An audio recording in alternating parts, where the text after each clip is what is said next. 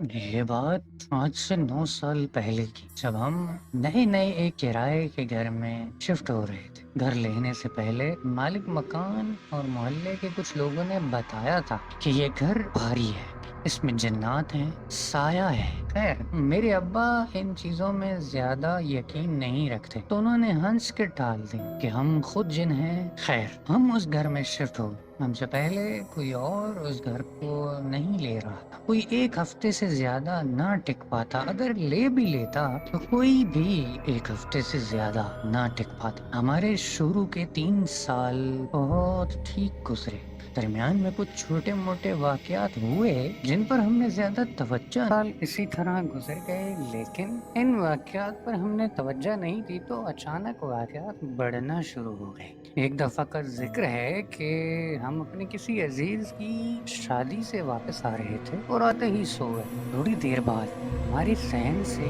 یوں آواز آنے لگی کہ جیسے کوئی لاٹھی کے سہارے چل رہا ہو۔ اس ٹائم اس گھر میں ہم نے یہ آواز پہلی بار سنی، جیسے کوئی ضعیف شخص لاٹھی کے سہارے آہستہ آہستہ چل رہا ہو۔ اور جب ڈرتے ڈرتے دروازہ کھولا تو سامنے کسی کو موجود نہیں پایا۔ آخرکار ہمیں اس کی بھی عادت ہو گئی، کیونکہ ڈر بھی جاتے تو والد صاحب نے کون سا یقین کر لیا تھا۔ پھر ایک دفعہ کا ذکر ہے کہ دروازہ بجا، وقت دیکھا تو رات کے تقریباً 1 بج گئے تھے۔ دل میں خیال آیا کہ والد صاحب ہوں گے، لیکن باہر کوئی نہیں تھا۔ پھر 2-3 دن بعد دوبارہ ایسا ہوا، ہم نے پھر سے دروازہ کھول دیا، لیکن پھر بھی کوئی نہیں تھا۔ پھر محلے میں رہنے والے ایک شخص نے بتایا کہ اگر کبھی دوبارہ ایسا ہو تو پہلے پوچھا کر، اگر آواز نہ آئے تو نہ کھولنا، کیونکہ ہمارے گھر کے بالکل ساتھ بہت بڑا درخت تھا جس پہ کہتے تھے کہ سایہ تھا۔ میں وہاں جان بوجھ کر کوئی نہ کوئی مستی کر رہا تھا۔ پھر وہ وقت آ گیا جس نے مجھے بے حد ڈرا کے رکھ دیا۔ ایک دن میں گھر میں اکیلا تھا کہ دروازہ یوں کھلا جیسے کسی نے دھکا دے دیا ہو، بہت زور، اور میں خوف کی شدت سے ایک جگہ سہم گیا۔ باورچی خانے میں چیزیں ہلنے لگیں اور نیچے گرنے لگیں۔ میں ڈر کے مارے رونے لگ گیا، بھاگ بھی نہیں سکتا تھا کیونکہ باہر کنڈا لگا کے گھر والے کہیں چلے گئے تھے اور پیچھے میں اکیلا رہ گیا تھا۔ ان واقعات کے یوں اچانک سے رونما ہونے کے بعد میں ڈر کے مارے اپنے والدین کے کمرے میں سونے لگ گیا۔ ایسا لگنے لگا تھا کہ کوئی اچانک سے اوپر آ کر بیٹھ جاتا ہو اور گلا دبانا شروع کر دیتا ہو۔ یا یہ جب سب ہوتا تھا تو ہم انسان اس واقعے کے متاثرہ ہوا کرتے تھے، یعنی کہ میں اور میری والدہ۔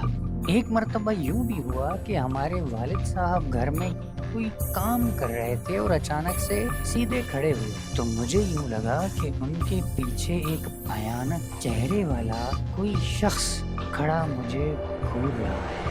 محلے والوں کے بقول ہمارے اس گھر میں کوئی نیک بزرگ رہا کرتے تھے، لیکن یہ ہمیں ڈراتے کیوں تھے؟ مجھے یہ بات آج تک سمجھ نہیں آ سکی، اور میں ایک بات بتانا بھول گیا کہ ہمارے اس گھر میں 3 کمرے تھے، لیکن ایک کمرہ شروعات کے دنوں سے ہی بند تھا۔ وہاں کوئی نہیں جاتا تھا کیونکہ مالک مکان نے اس میں تالا لگایا ہوا تھا۔ وہ ہمارے کمرے کے بالکل ساتھ کمرہ تھا۔ اس گھر میں ہماری بہت لڑائیاں ہوئی، بے حد مسئلے مسائل شروع ہوئے، دیواروں پر عجیب عجیب شکلیں ابھرنا شروع ہو جاتی۔ پھر ایک دن میں اپنے اسکول کا کام کر رہا تھا اور سب سو رہے تھے۔ دوپہر 3 بجے کا وقت تھا تو مجھے بہت زور سے کسی کی رونے کی آواز آئی۔ میں دوسرے کمرے میں گیا کہ معلوم کر سکوں کہ کون رو رہا ہے، لیکن وہاں کوئی نہیں تھا۔ اچانک سے دروازہ زور زور سے بجنے لگا اور میں بھاگ گیا اور پورے گھر والوں کو میں نے اٹھا دیا۔ ہم اس گھر میں 8 سال رہے۔ اس دوران مختلف واقعات رونما ہوتے رہے۔ ان سب کے باوجود ہمیں ان کے ساتھ اور ان کو ہمارے ساتھ رہنے کی عادت ہو گئی تھی۔ ویسے کچھ نقصان تو نہیں پہنچایا انہوں نے، بس اپنے ہونے کا احساس دلایا کرتے تھے۔ پھر وہ گھر ہم نے چھوڑ دیا اور سننے میں یہ آتا ہے کہ وہ گھر آج تک خالی ہے۔ مگر میں آپ کو ایک بات بتاؤں، وہ گھر تو ہم خالی کر گئے، لیکن وہ گھر میرے خوابوں میں آج تک موجود ہے۔